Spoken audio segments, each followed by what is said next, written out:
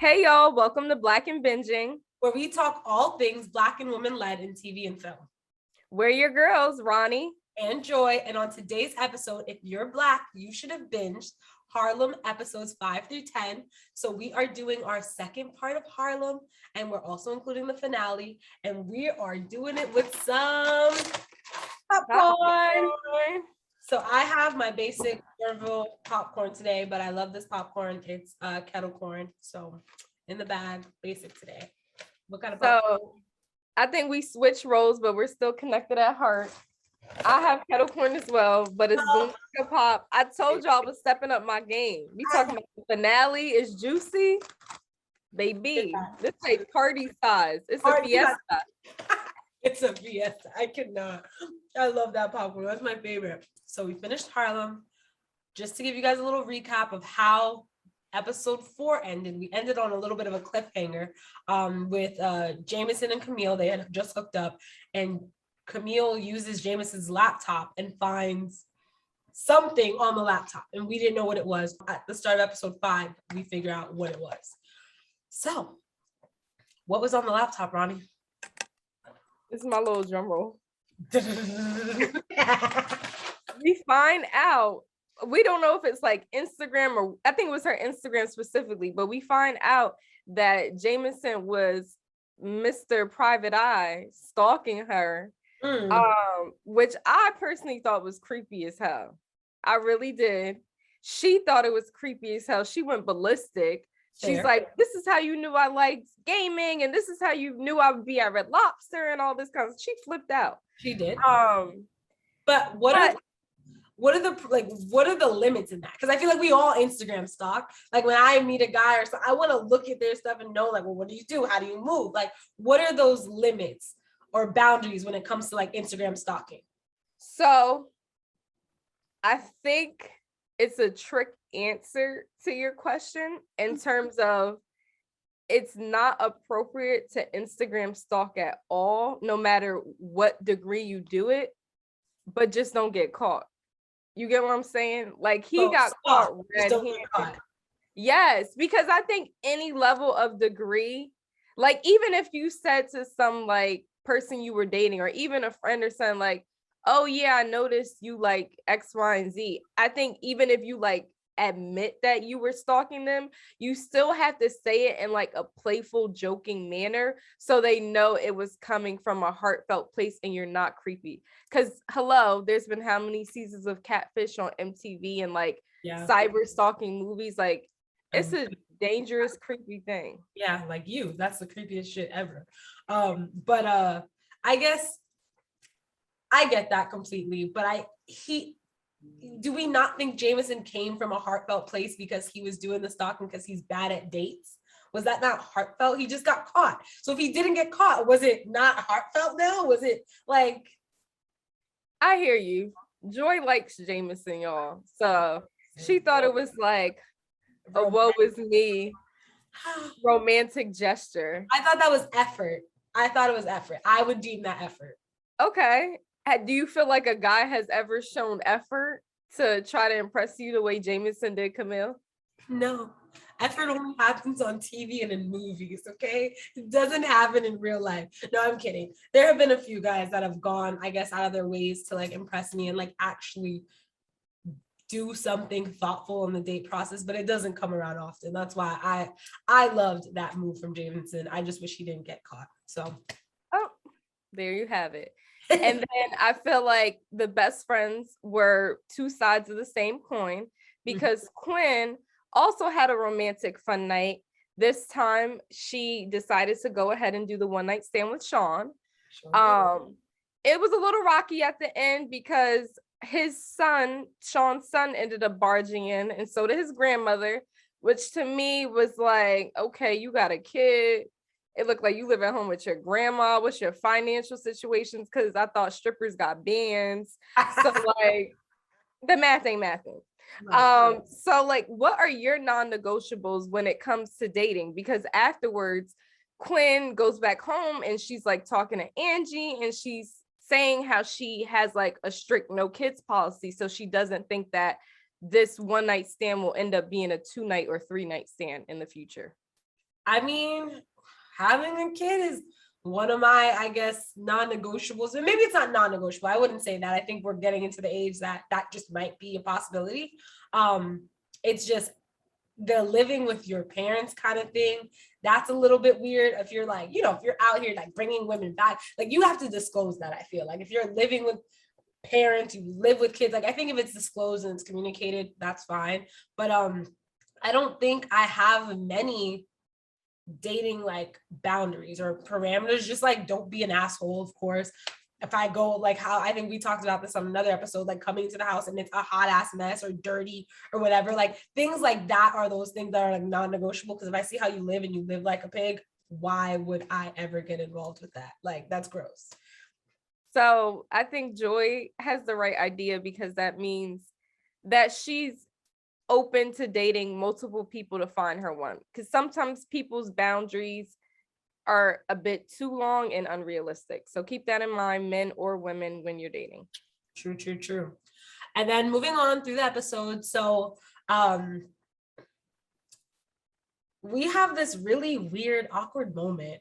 I thought it was awkward, where Camille runs into her ex's mom, Regina, at like, I guess, a little shopping thing, outdoor shopping event, a farmer's market.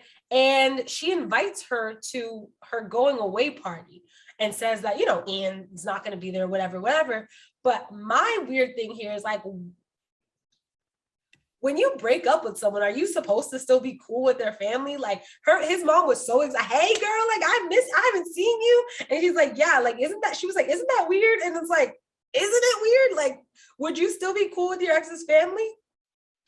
I think it depends. I think I have trouble with that. Like, one of my exes, his mom, like, I'll still like touch base on. I had to stop myself this past time. Like, I remembered her birthday and I'm like, maybe I'm doing too much. So I decided not to text her for her birthday, but I'll still check up on her from time to time. I think it depends on the bond. And like, sometimes that despite of the relationship ending, you still had a relationship with that person, even though your connection may not still be intact or in the picture.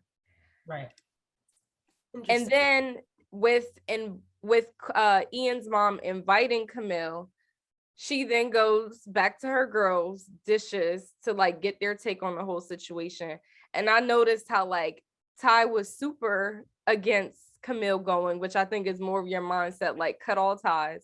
And then more of like a Quinn like me saying, oh, well, if you want to go, I'll go with you.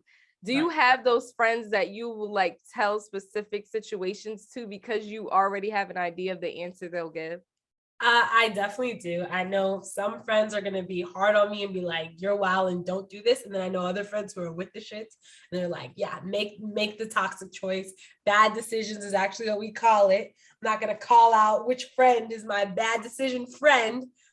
Jordan is my bad decision friend. But yeah, of course, you take certain situations and certain people to get like the most ideal outcome. But I mean, sometimes I have those conversations with all of them and you get all of like, the different views of what you should do, but I know who to go to when I want to make a bad decision. So no, yeah, I have that one.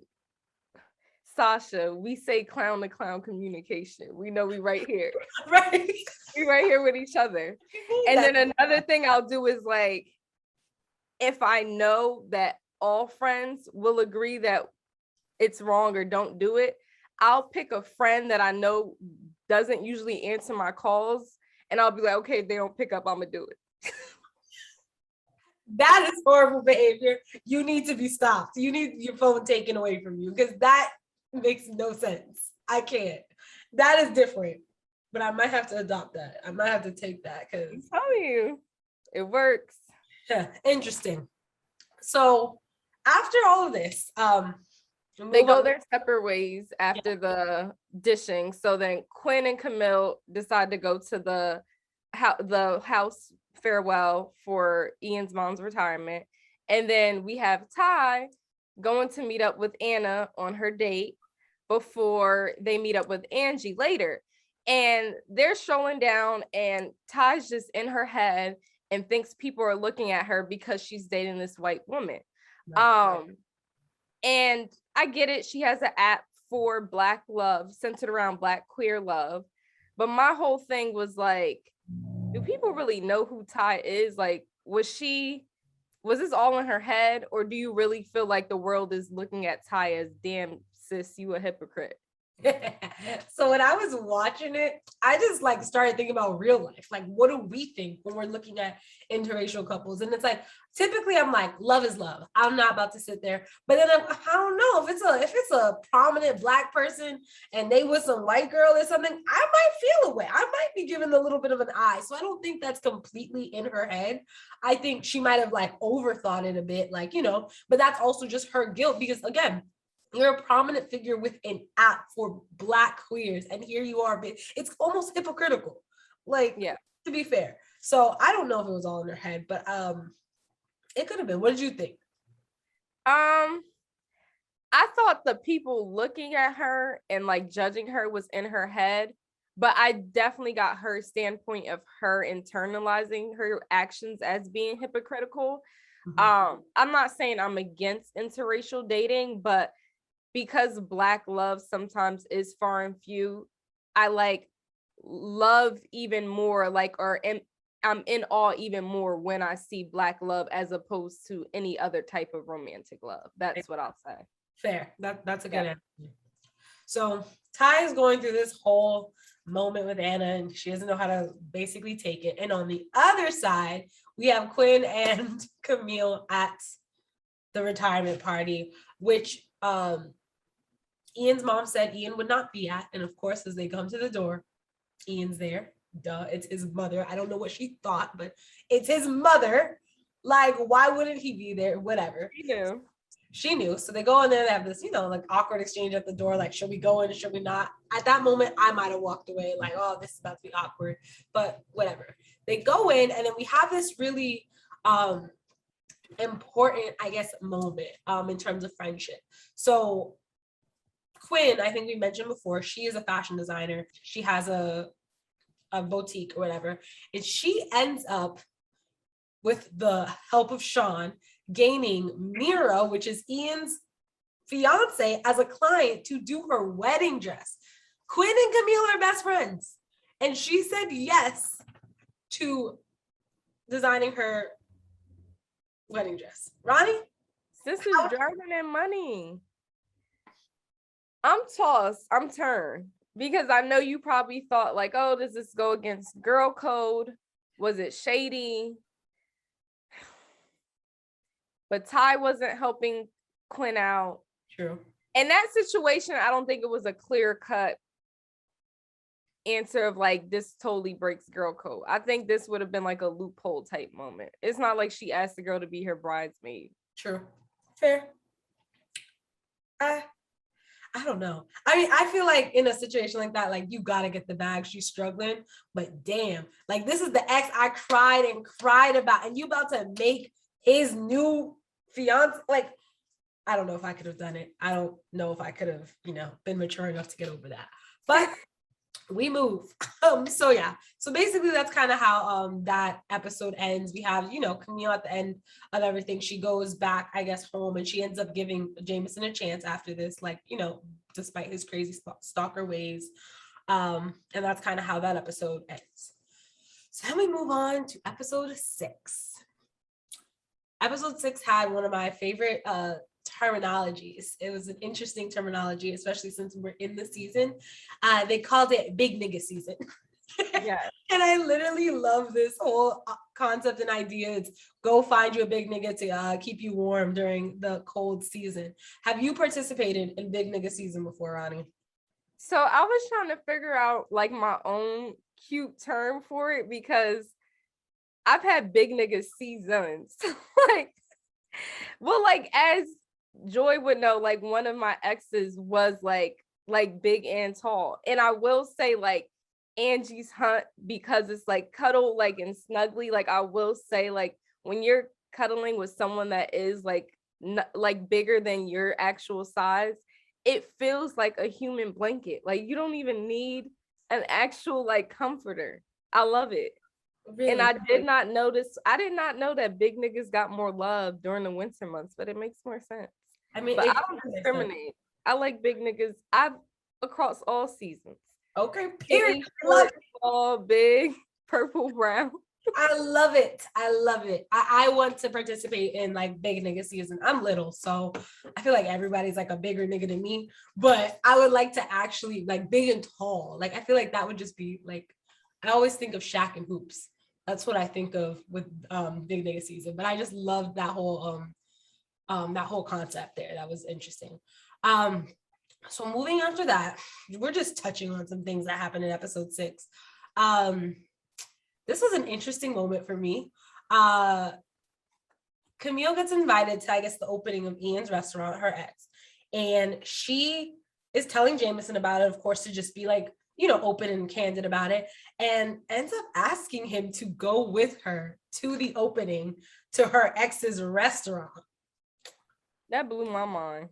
Why did it blow your mind? Because one, who would do that in real life from Camille's point of view? Oh, from Camille's point of view. She's crazy. Joy's crazy. Don't listen. And then 2, from Jameson's point of view, this is like my like gripe sometimes with the show of being too woke, because I don't think his response was realistic. Like, I don't think a typical guy would say like, oh yeah, I'd love to come with you to. And when I say typical guy, yes, maybe I'm putting the fellas in a box, so I apologize. Maybe you're woke, you're secure in your love, but like, come on. He's a cornball. I thought that was a cute corny response. His response was, I would love to see the man who gave you up and gave me a chance or whatever. That was his response. I think there are corny niggas out there that would say that. And it's cute. But actually go, I'm not talking about the response. I'm talking about the act. Like, what man would feel comfortable in that space? Unless it's ego and pride. Ego, yeah, I took your bitch. Like, I feel like that's what men think in their head, like low key. Like they just like I feel like as a woman, I said I love that because not that I'm petty like that where I need to like flaunt around a new man, but like if the opportunity presented itself, I might take it. Just to be like, look, I'm good. And maybe that shows me I'm not good. Maybe that's some petty shit that you're not supposed to be trying to like shit on your exes. But I felt like that was just a pride and ego moment. And wow. I liked it. I can't believe it, but that's what happened. And so we're just gonna rock with it. And here we are again. Quinn and Camille, same coin, just different heads facing different experiences. Yep. So Quinn got invited to Isabel's fundraiser that was like a 90s hip hop prom theme, and she invites her beau Sean, so no longer considering him a one-night stand, I guess. Right. And Isabel comes with some other like people at the fundraiser, and they automatically start like asking Sean like what he does, and then Quinn cuts in and says, oh, like he works for Alvin and Ailey. No, we're not planning on having kids yet, and all this kind of stuff. Cringy. I felt so bad. So if you guys don't remember, Sean is a stripper and she met him at the strip club. He has the kid. He is not no Alvin Ailey dancer, and they are not together to the point where they don't have kids. It was just, you could just see the defeat on his face. I felt so bad and I cringed so hard because like, why would you do that? I know why she did it, okay? Because, okay, it was very fucked up. He even walked away because that's how uncomfortable he felt. Yeah. But rewatching it, I remember specifically when she started the Webalize, she said Alvin and Ailey, if this ever comes up with my mom.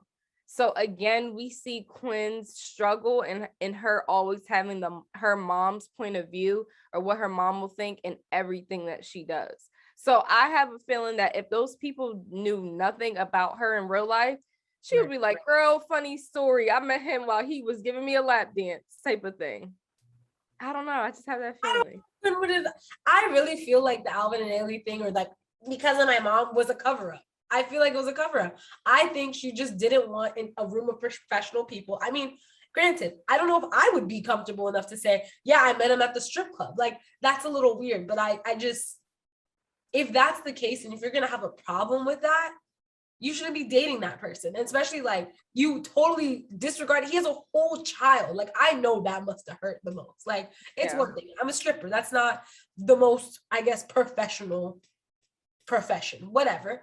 But the kid part, so cringy. I felt so bad. That was a shitty move on Quinn's And part. then maybe circling back to our point that happened in episode 5, maybe that's what she gets for not sticking to some of the boundaries that really mean a lot to her, like the no kid policy. Right. And then we see Quinn and Ty meet up to go home, and they take the train together. And this is the end of episode 6, the beginning of episode 7. And Ty unfortunately passes out on the dirty ass subway station floor. Right. But obviously it must have been for health reasons. So we see her wake up in the hospital bed, Quinn's by her side, and we have this white doctor who's telling her that she needs a blood transfusion. And then a couple sentences later in the same breath, he says, oh, you're like type O negative or something like that. You should think about donating blood. And Quinn's like coming to his like Ty's defense, like, are you nuts? You just said she needed a blood transfusion. And then you're asking her to donate it right back. Right. We also find out that Ty's been suffering with a lot of cramps that has been going on way over her menstrual cycle. Quinn's trying to have the doctor do various things to get to that pain, and he's just like, you're good. I told you what you needed. Right. What'd you think about that? Yo. So first of all, this episode is my favorite episode out of the entire series. Episode 7, favorite episode. But particularly, like, I love how they touched on the importance of having a Black doctor.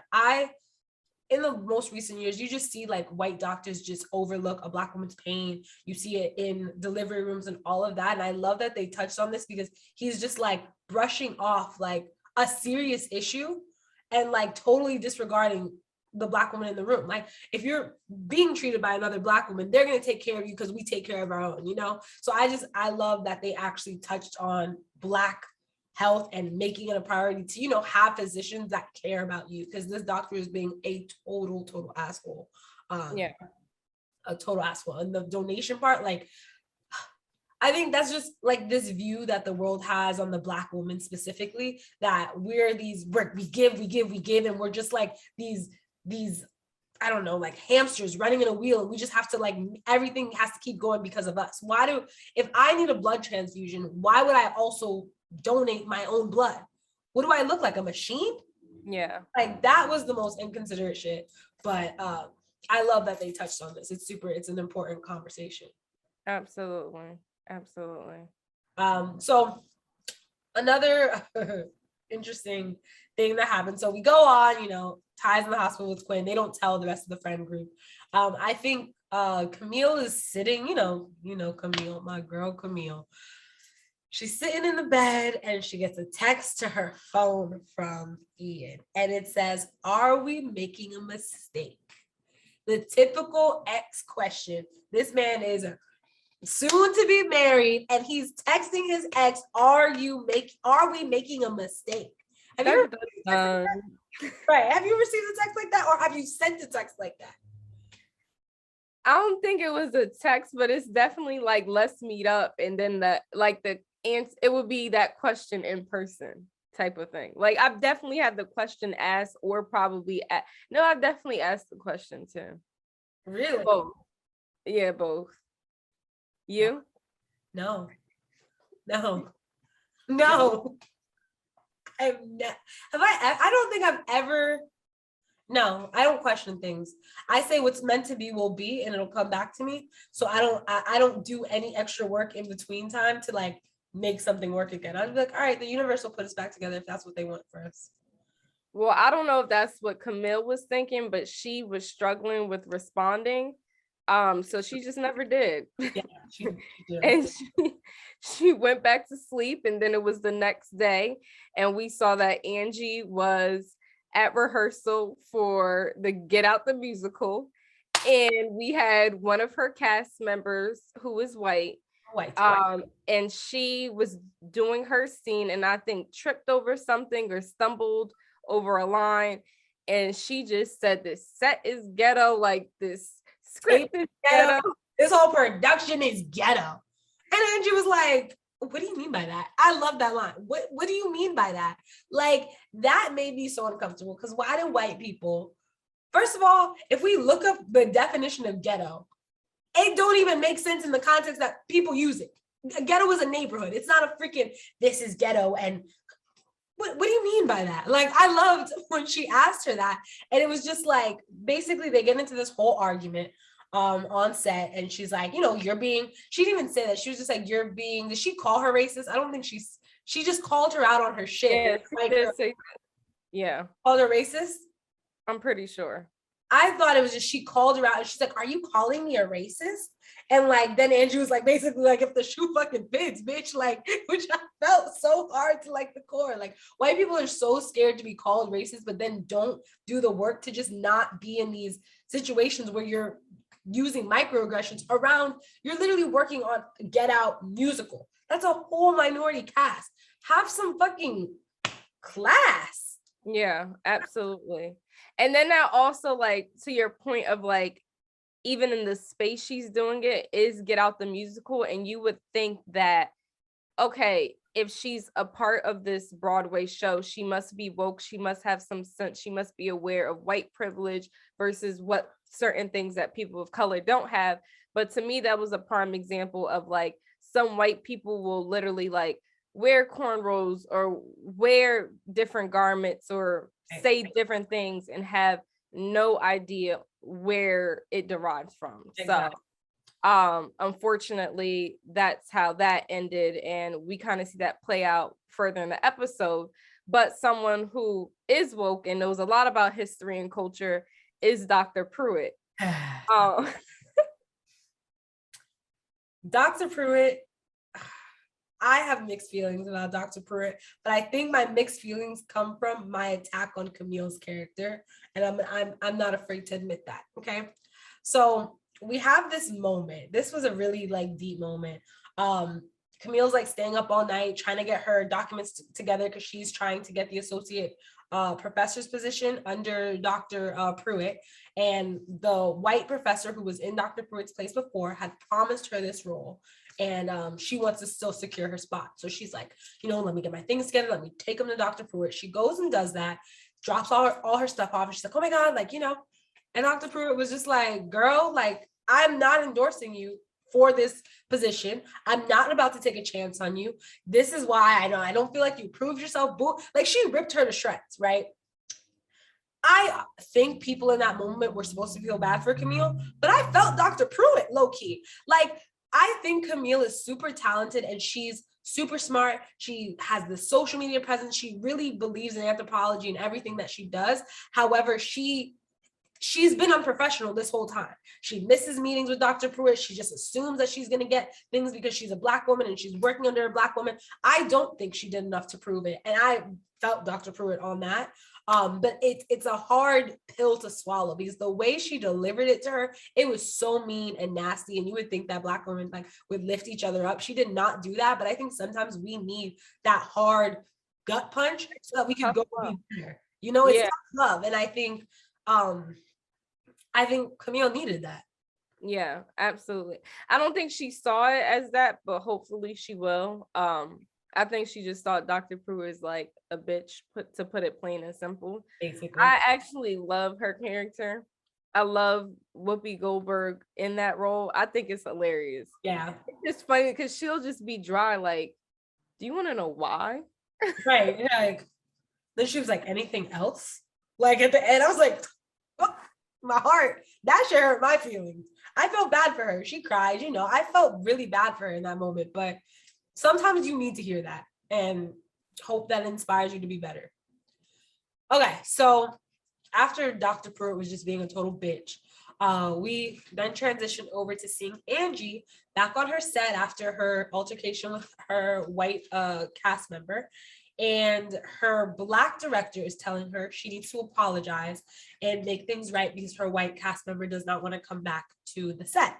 So Angie has this whole big vision about, what kind of apology she would give. And she's just talking about how powerful white tears are in these situations, and how many times like white tears have ruined Black people's lives, and they use it to subtract from their racism. Instead of just saying, hey, what I said was racist, they start crying, you think I'm a racist? It's like all this stuff. And she goes into respectability politics, and just, it was a really, really amazing vision of what Black people probably would want to say to white people when you're apologizing about something. And I think one of the dopest lines that I never even thought of before was like, does anyone ask us to forgive the Nazis? No, because they were dead wrong. And I feel like, why do we always have to be the ones to apologize and like see things as like we're the ones that are wrong? Like, no. Oddly enough, I think of that scenario, but even before the show. I don't know if this is right, so don't quote me, but I remember a friend I had back in the day. She was like, you see movies of like based in like slave trade and stuff like that, or Black pain. We've seen that over and over again made into comedy and stuff like that. But you rarely, if there is even existence, but you rarely see people on like large screens make fun of the Holocaust and things like that. So I feel like even when it comes to like white pain versus Black pain, it's even a level of like seriousness with that. So when she said that, I immediately thought of the friend who like put that in my head way back in the day. Yep, that's important. I love that they touched on that. But nonetheless, she apologized, because what do we do as Black people? We apologize and keep it pushing, because I don't know why, but that's Michelle Obama. Right. And that's what they quoted. When they go low, we go high. And I was like, well, why can't we go low too sometimes? Like sometimes we gotta get down on the floor and just go. Like, but she went high, so that was good. So after that, we kind of transitioned back to Ty being in the hospital again. So actually, no, what happens is she falls out again. She's going on a plane to go to Afrotech, and she faints in the airport, ends up unconscious, waking up in the hospital again. But this time she has this Black nurse, and they diagnosed her with a ruptured ovarian cyst. So that first white doctor who was telling her, oh, you just need a blood transfusion, nothing's wrong, totally misdiagnosed her, which is what always happens with white doctors who don't care about Black bodies. And I thought that was a really important moment to see that she was misdiagnosed, and it was a lot more serious than what that other doctor said. Yeah. And then she finds out that she had to have emergency surgery, so she's a bit like up in the air about that. The nurse does give her belongings, so of course she calls her girlfriends. That's all she has in Harlem.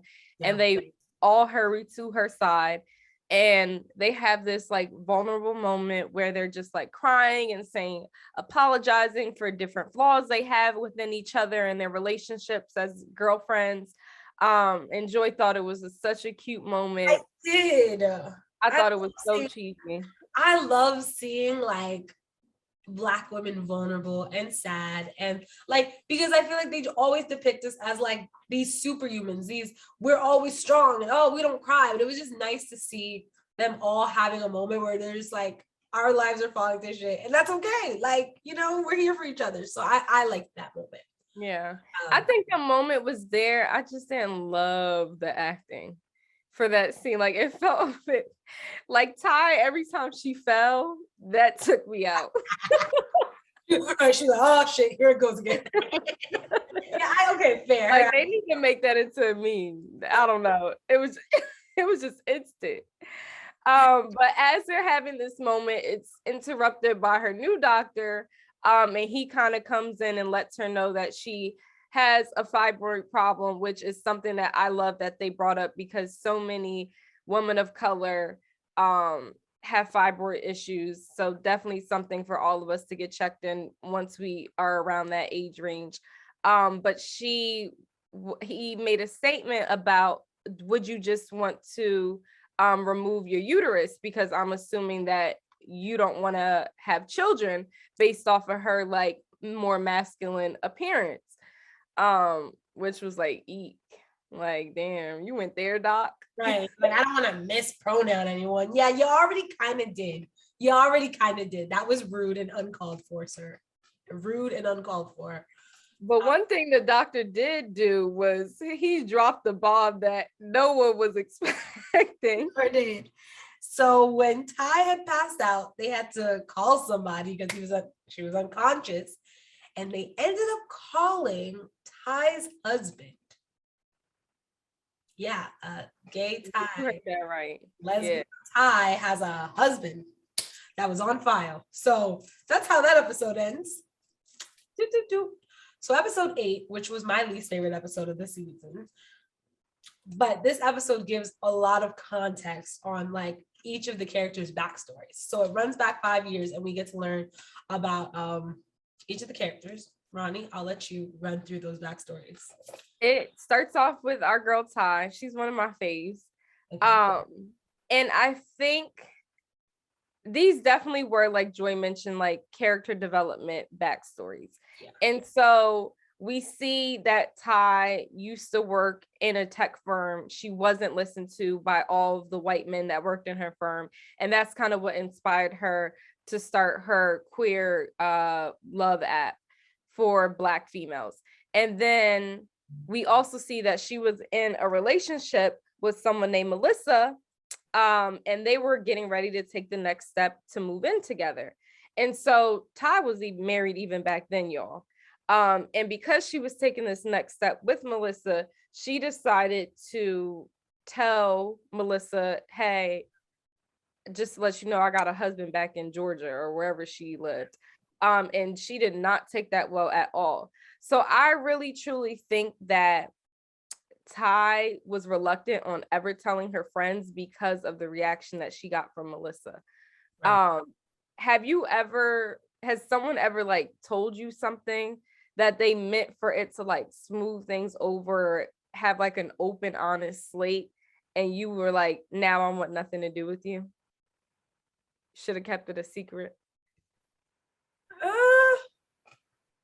I don't know. I'm sure there's been somebody who said something down the line. I just don't. I probably repressed those memories at this point.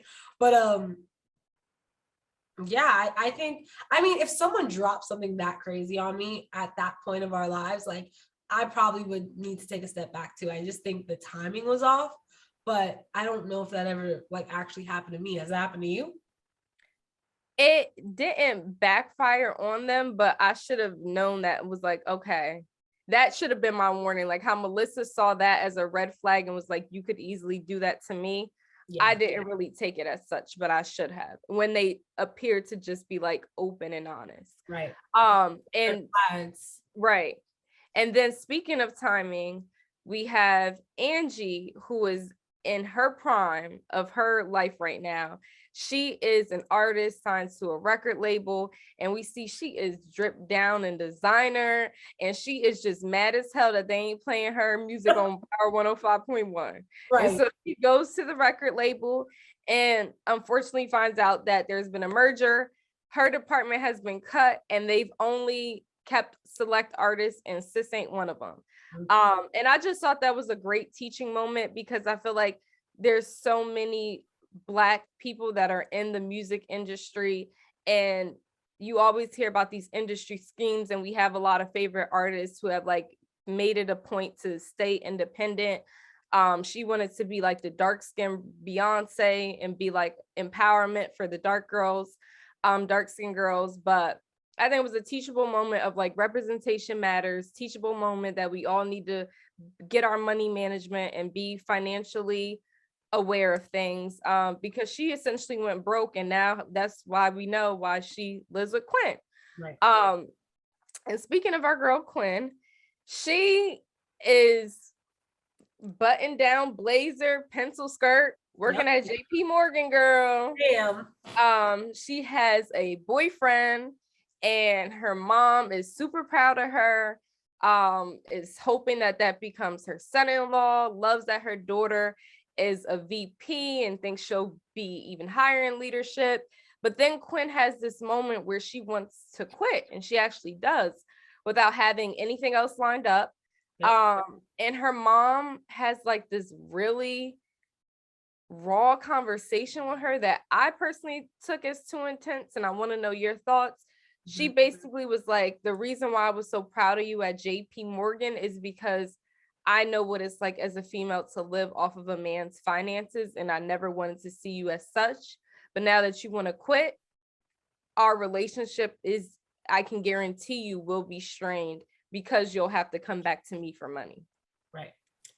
I mean, I thought that was a little intense. I get the disappointment of like, quitting a job and not having anything lined up. And of course, I think her mother's intentions there were probably just, she didn't want her to be like her, like, and I get that. But I think that she could have just supported it. Just support it. Like, your kid just quit a job, like support her and just hope for the best. And I think that would have went a long way with Quinn, having that support of her parents, not just financially, but like that moral support. Like, hey, you're about to take on this rough entrepreneurial life, but I'm behind you and I believe that you can do it. I think that would have went a long way in her believing herself. And I think that's why Quinn is probably still struggling today, with not only her entrepreneurial businesses, but like in love. Like, she's probably like, I don't want to find a man who's supporting me. I want to make sure I got it on my own. But like, everyone needs support, and especially support from a parent. Like, I think that was really harsh of her mom to say that to her. So absolutely. And I think now with these backstories, we may see why Camille and Quinn have a close relationship, because it's also revealed that Camille doesn't have the most supportive relationship with her mom. In her case, it's even more strained than Quinn's. Her mom's kind of like MIA her entire life, very inconsistent. And Ian has been that rock for her supportive system. And now it's time for Camille to do the same for Ian, because he wants to take a leap of faith and go to Paris and start his career as a chef.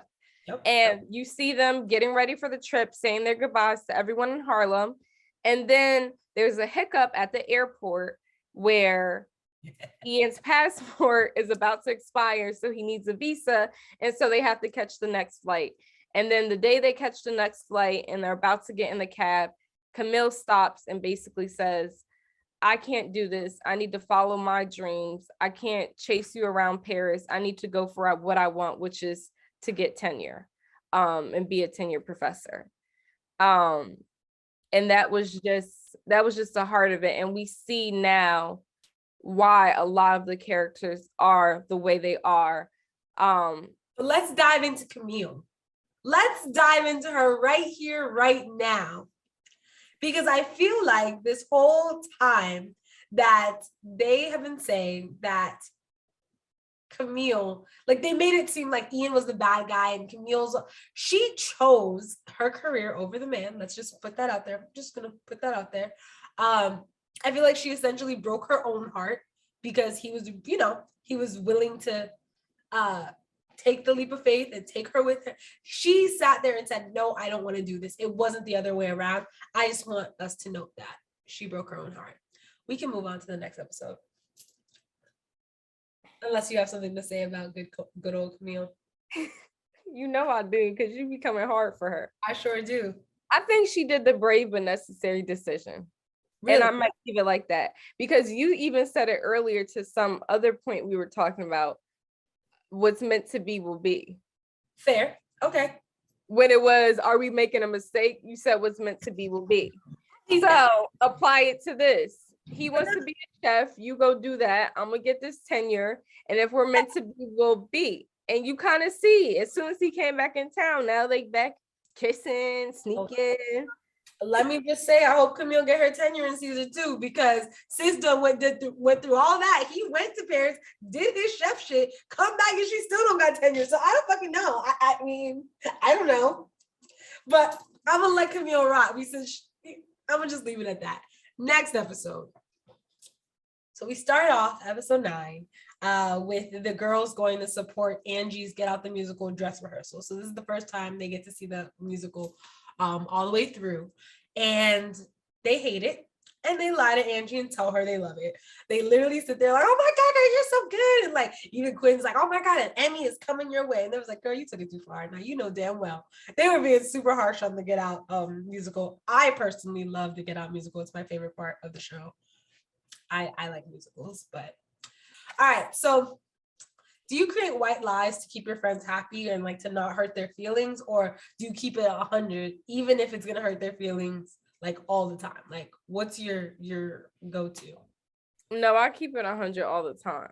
It's just the level of how I keep it 100. Like sometimes I'll be super blunt, like a Dr. Pruitt, or I may like say it in a nicer tone or not answer their question. Like, for instance, one time I recall like a friend's shirt being wrinkled before they were going out to brunch, and we were in the Airbnb. So I'm like, does the Airbnb not have an iron? Dickhead. So I'm confused because you look at me. See, that's fucked up. All you have to say, hey, you have a couple of wrinkles in your shirt. Like, let's find an iron. Like, not does the Airbnb not have an iron? That's mean. I can't. That's so messed up. I don't know. That's one of the first lessons my mom taught me was like white lies. She's like, it's sometimes okay to tell a lie, but it has to be a white lie so you don't hurt people's feelings. But now that I'm grown, knowing my mom's personality, she was I don't want to step on anyone's toes. I'm super sweet. So like, I have like, told white lies just to protect feelings, but not in the sense where it's something like you're doing something that's horrible. And I'm going to be like, oh, I just don't want to hurt your feelings. Like, there's, I guess, a certain time and place to tell those white lies. Absolutely. And this time I would say was appropriate because Angie was so excited, but Ty has a little trick up her sleeve. She's going to bring Angie to the screening and try to get her in cahoots with the director. And so they can make a connection and hopefully she'll get something better than Get Out the musical in the future, which I thought was a little shady because I'm like, you were not helping Quinn out when she needed money for her shop. And then came for sis saying she was being shady when she took Myra's money for the wedding dress. Right. But I digress. Right. And then we go from white lies to maybe even bigger lies, or let me know if you think this is a white lie, because it could be you're just lying about the place and the person that you're with. But Ian was able to get Camille, and he's actually paying her. So I'm like, damn, how much money you taking? Right. But to help her pick out local artwork to incorporate in their restaurant so it can represent Harlem. Did you feel like that was shady? Like, what do you think this meant between the two characters? It was a lot. I feel like because in the earlier episode, Camille was honest with Jameson about like, hey, I'm going to Ian's thingy and whatever. At this point, when she lied about it, or like lied that she was going to hang out with Ian, at that moment, like it's something more. Because if you feel like you have to hide that from the person you're talking to, if there's nothing there, there's nothing to hide. So definitely thought that was not a white lie. That was a whole lie. And you're trying to disguise your feelings. And maybe that text was pondering in her head. Like, damn, maybe I am making a mistake. True. Versus before when she thought she had zero chances of getting back with him. She was like, oh, fuck it, I'm gonna bring Jameson type of thing. I'm gonna show you off. Yeah. So that night turned into a whole mess. They basically, after so while she's lying, they look for Art, which is taking forever. Camille's trying to rush through it. They're getting ready to leave. Her Uber says 18 minutes, and he's like, I'll just take you home, whatever. They get into the Uber and they get into, I guess, the wrong Uber or the wrong driver, and he kidnaps them to rob them. So now her night that was just a little lie and she was going to be a little late turned into an all-night thing. She just got kidnapped. They were fine, and she ends up going home to Jameson and still lying about it. Yeah, lies some more, lies and more lies. And now we see that Ty did her thing, hooked her girl Angie up, and they go to this play, and Angie is not with it. Angie hated it. She just didn't see the point. She thought it was unrealistic and it didn't represent what a true Black person would do in that nature. And she voices her opinion to that filmmaker. Yeah. Do you feel like that was right? Because personally for me, especially now seeing the flashback of how Angie's vocalness when she was signed to a record label probably caused her to be one of the artists that they dropped because she was so like combative. I kind of think it's like a time and a place, and she doesn't get it. Fair. I see that point too. I think authenticity. So, and maybe I'm just saying that I have never been in that situation, but like, I'm gonna be my authentic self. If I see something and I don't like it, I'm not about to kiss your ass just to get a job or just to, because like that's just not who I am, you know? And I feel like I've had this argument like with older generations when they're like, oh, you got like in terms of getting a job, you have to play the game. You have to play the game. And I feel like our generation, we're the one who was like, I'm going to play the game, but let me tell you a little about how I feel about this. Oh, this is not, sustainable. Or we think you're being racist. Your culture is not inclusive. Like we're the generation to say that. I feel like sometimes you don't have to kiss ass in order to get to the top or where you want to be. Like that's just an artist or that's a filmmaker she just won't work with because she doesn't like his stuff. And I think that's fair. So. Right. But then also like Ty was pissed because now you messing with my money because we both have the same. Fair. And I guess if a friend introduced me, I'm not gonna dirty my friend's face, but like on my own tip, I'm definitely gonna be like, that's not mine. But yeah, she could have, for her, I guess this was not the time and place to be that open about everything.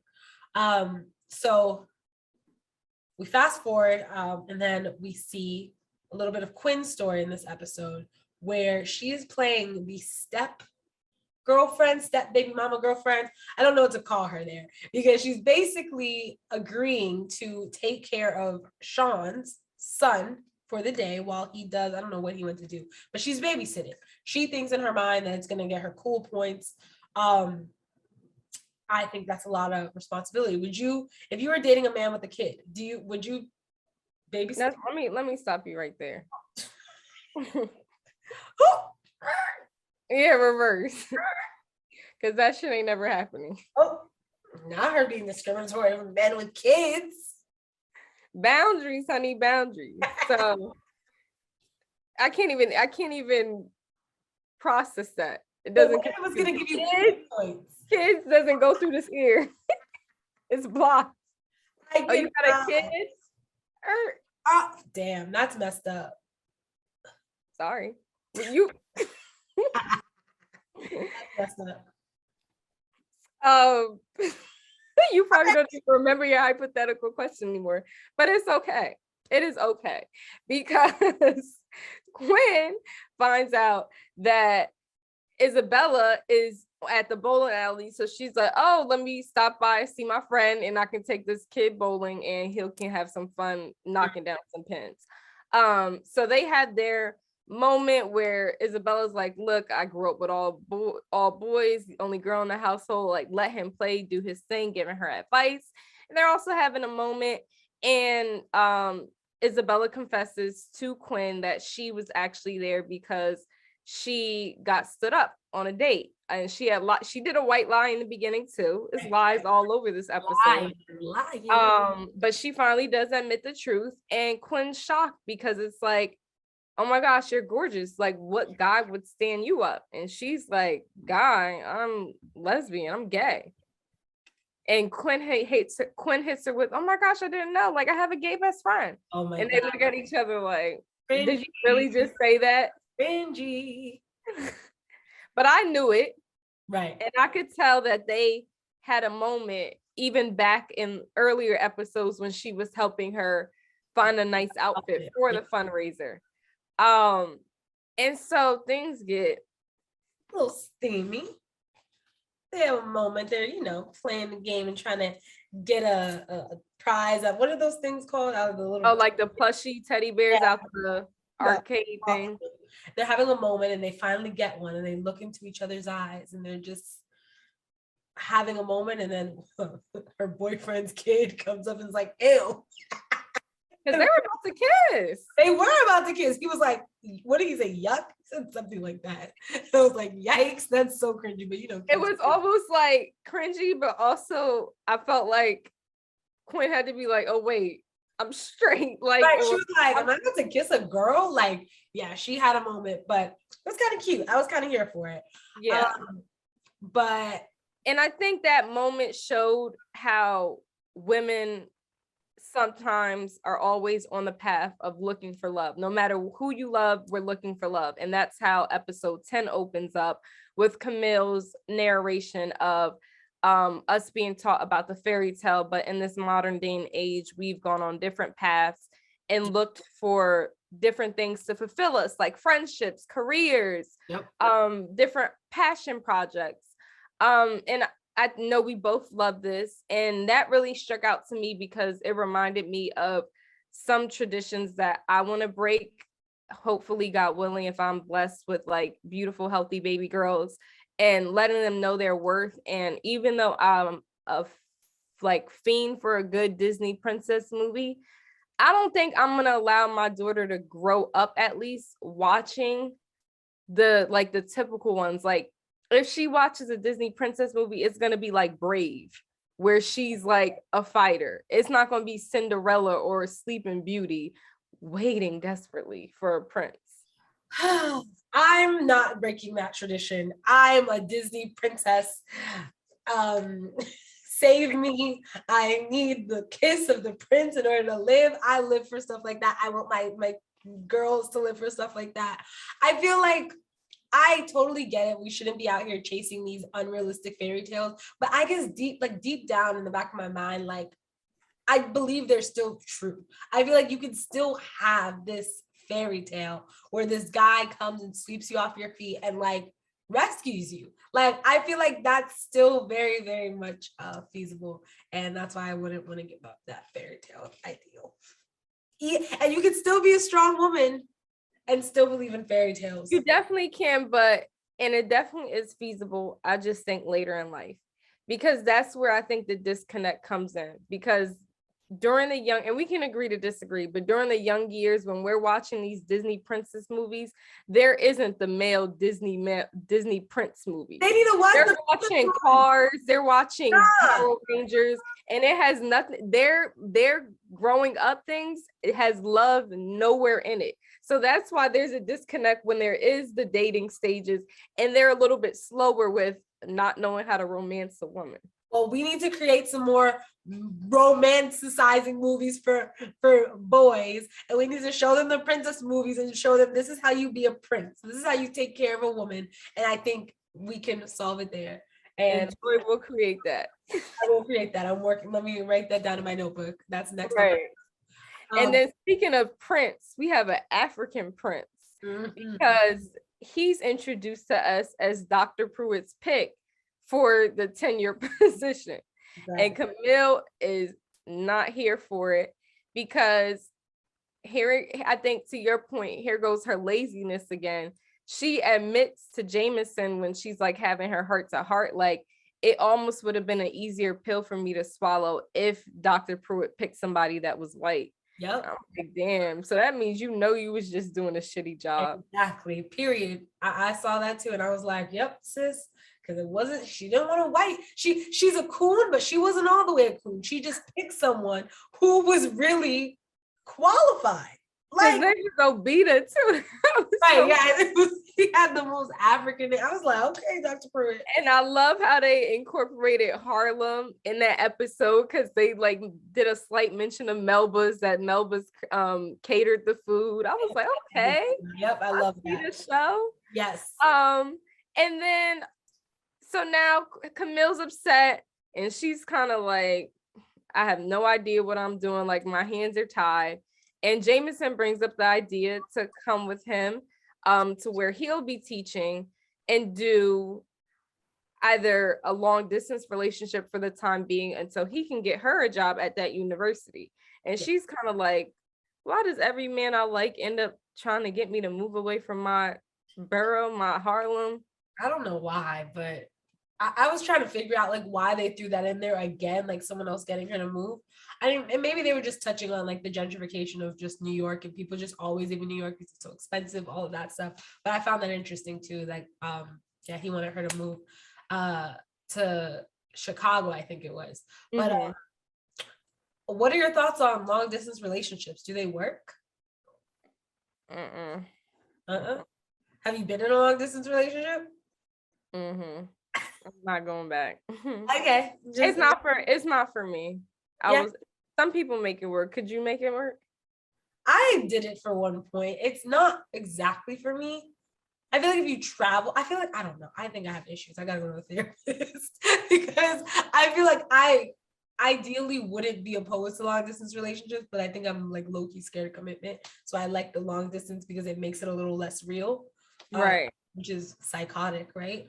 But I don't know if Low I would, huh? No, I was gonna say, even though it's unfortunate circumstances for anybody that's listening that is in a long distance relationship, I'm sure COVID and working remotely has helped them to make that long distance relationship easier. Yeah, true. That's true. Yeah. So God bless y'all for those out there. Yeah, I don't think I could do it though. Well, I don't know. We'll see. We'll see where that takes me, right?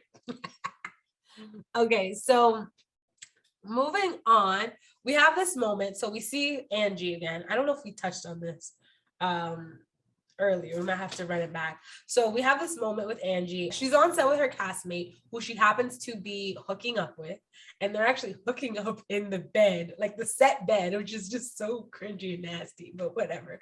And her director comes in and is like, telling her, or no, her director's coming in and ask her to basically take on a bigger role in the show.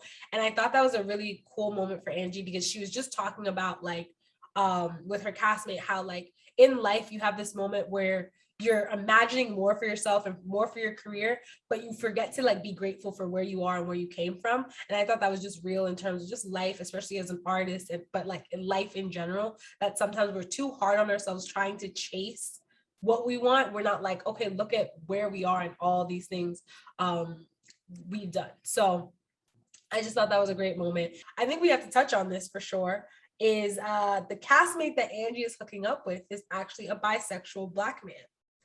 And I thought that was really interesting dynamic that they threw in there. And I've been seeing that like story be told more on TV about like bisexual men, bisexual Black men. Of course, Black community already has this weird thought process on Black people who are gay or bisexual. But I just love that they did throw that into the story. Yeah, I think it's dope. I think they're shedding light on like multiple like branches within like the LGBTQ community and adding people of color along with it and like that multi identities that people can have. Because like no shade because I love the show, but like the modern families only of the world only represent like a certain type of like white gay male. Yep. So agreed. So with that, also talking about bisexual, we're gonna transition into what now becomes Quinn's bi curiosity. So she has a moment with Ty. They're having like a girls' night, and she asked like Ty to come over early so she could talk to Ty about okra, is what she called it. So she says, if you one day you never really liked okra, then you kind of were curious to try okra, all this okra being pussy. They have that conversation and Ty instantly snaps at her and was like, well, if you don't know if you like okra or not, don't mess with okra until you know it's what you actually want. And I thought that was a great point to have, because I feel like a lot of women, or maybe gay women, I'm not really sure, but have this moment where you're messing with straight girls who are bi-curious, and then their hearts get broken. You hear that story often. So I thought it was important to put that in there. Don't mess with people's feelings until you actually know what you want, just because you're trying to be curious. So that was great. And then Camille joins in because, like we said, Quinn set it up to where her and Ty could get her alone time. And she basically lets them know that she wasn't completely honest. And that when they were on there, when she was with Ian, remember she lied to Jameson, and they ended up being a part of that robbery and were scared. Ian actually confessed that he still loved her, and she, in that moment, knew that she had the same feelings. And so they kind of encouraged her to say, well, like, if this is how you really feel, go after him, sis, like before he gets married, before it's too late. Ew. I like that because I feel like so many times people, or I liked how they depicted it. I won't say I like that it's something for all women I'm advising them to do, but that was the first time in a while that we've seen women chase after what they want, because it's always like the man needs to chase you, which I still think in a heterosexual relationship that a men should chase the women a bit harder. Yeah, I I don't. agree. I feel like the only reason I agree with it in this situation is because, yeah, you need to chase him because you chased him away the first time. Now, girls, start running because you didn't messed up. You messed up. You didn't get your tenure. You didn't get your man. You need to start chasing something because you're not chasing anything at this point. So that's the only reason I agree with that. But I'm reading a book and it says what you chase will just run away from you. So I'm not chasing anything.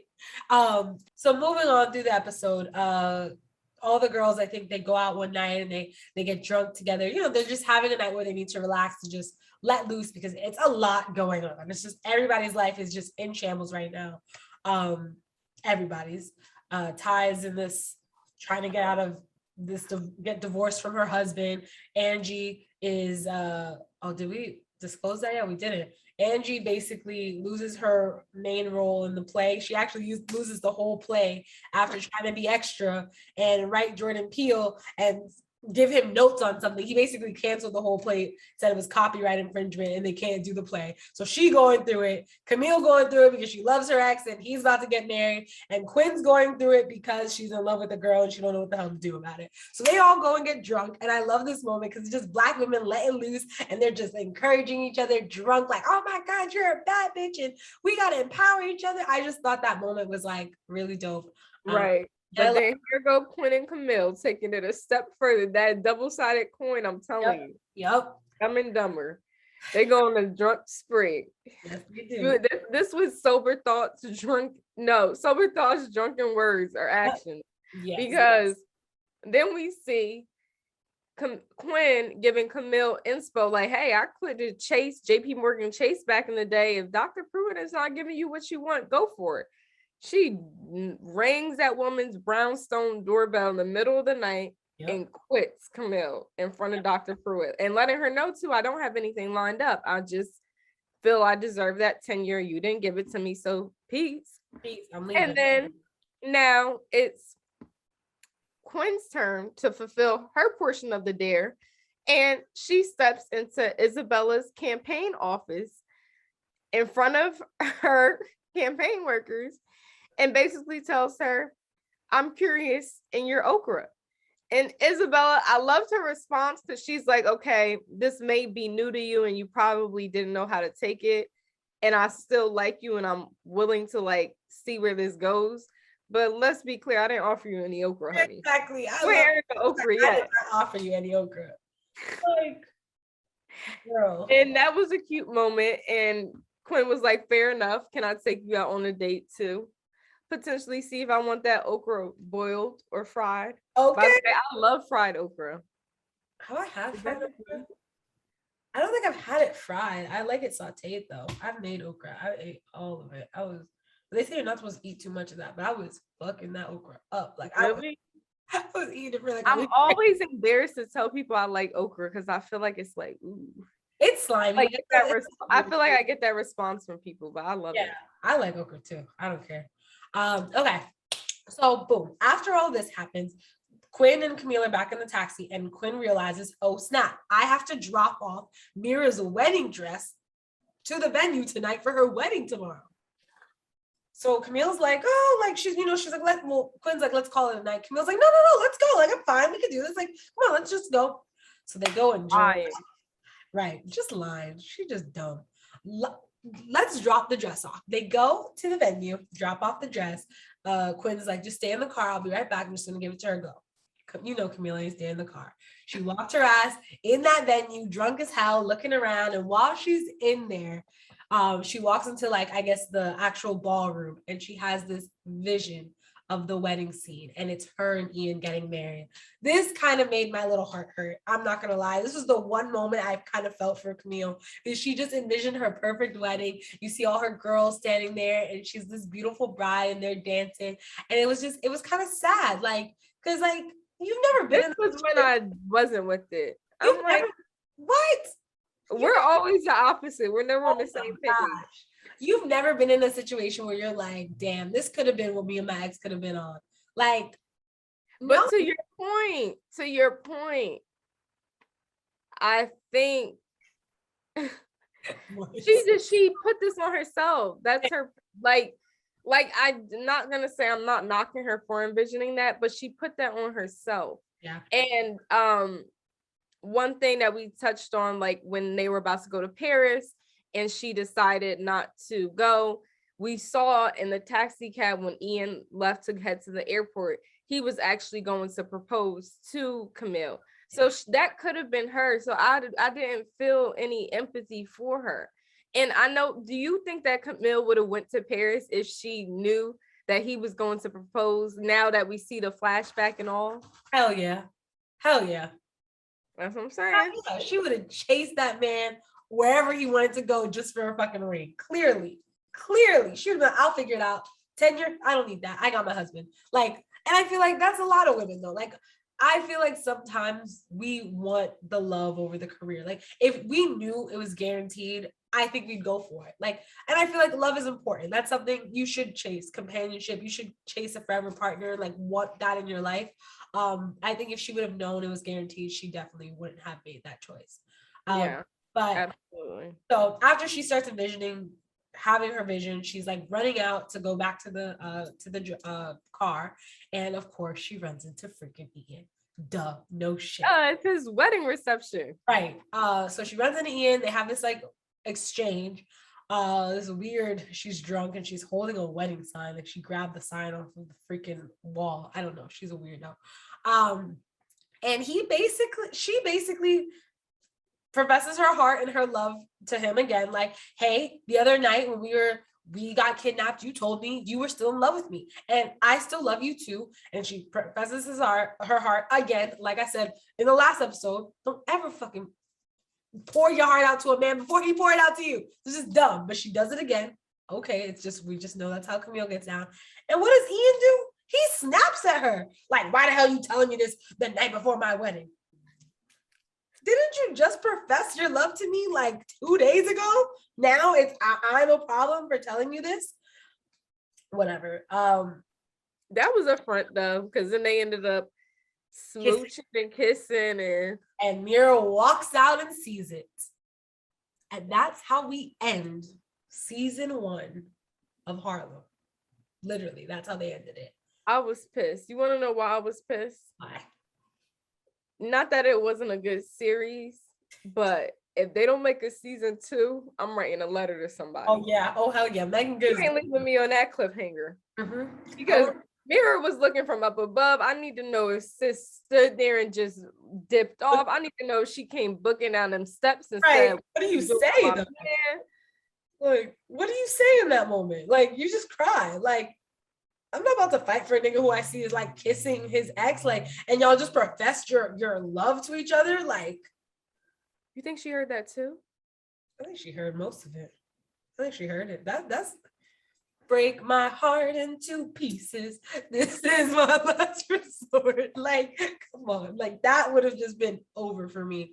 But yeah, that's how Harlem ends. I think the what? Thoughts. What are your thoughts?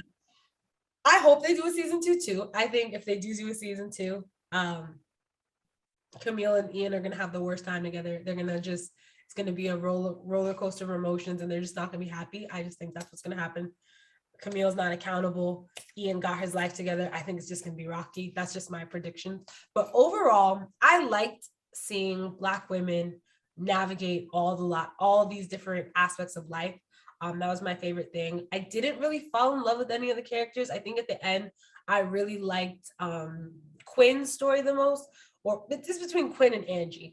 I like Quinn's story the most because she just kind of like found herself a little bit, and I think she had the most growth throughout it. And then Angie was just doing some real shit throughout the show. She just came out like a keeper at the end. Like, she was authentically herself the whole show, and I liked that about her. So they were my favorite too. For Ty, she's too secretive. She was just living a whole different life.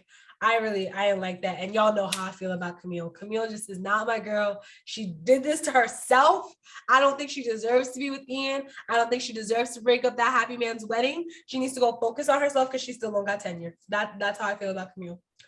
But overall, I definitely would recommend binging Harlem. What are your thoughts? Absolutely. Definitely would recommend binging. I feel like it's such a feel good show, whether you're a male or female watching. And I think it sheds light, like you said, on different aspects of what it looks like to be Black. And it's interesting. I actually watched the season twice, and the people that I gravitated to towards like changed. First my heart like went out to like Camille, and I loved seeing Ty and like this, like she's queer, she's has her own tech company, she's an entrepreneur, she's on Forbes. And then rewatching the season again, I was like, how did I overlook Quinn? Like, I love her. I love how supportive she is for her friends. I love how you see her trying to figure out life in all different aspects. And like you said, seeing her grow throughout the season. So I definitely think it's relatable and something that's binge worthy, and we can all like take lessons from it, get laughs out of it, get cries out of it. And I'm excited to see what comes out for season 2, and super, super proud of Megan Good, and what she's done with the show. I've supported her in other things before, but I don't know if it's just been a minute for her, but like, I was happy to see her back on the screen. Yeah, me too. I haven't seen her on the screen in a while though. Like, I feel like I haven't seen her on the screen since like Think Like a Man. No, she's done other stuff. Like, I watched the movie with her. It was like, I love a cheesy like romantic movie, so it can have like a 10% on Rotten Tomatoes. I'm still going out to see it. She had like this movie with, not that it had low ratings, but a romantic scary movie with her and Michael Ealy. I know recently she did a movie with her sister even. So she's had various like roles since Think Like a Man, for sure. I think that's probably her most biggest. But that's why people come to Black and Binging. We're here to show you different female leads, Black female leads, whether they're on screen or behind the screen, that are doing the damn thing in TV and film. And we are so excited to announce that in February, in honor of Black History Month, you will be getting an episode of Black and Binging every single Monday for our month, people. We celebrate Blackness all year round, but an extra something for February. Extra round. So stay up on our socials to see what's next, and can't wait to hear from you on the next episode. Yes, thank you guys for watching.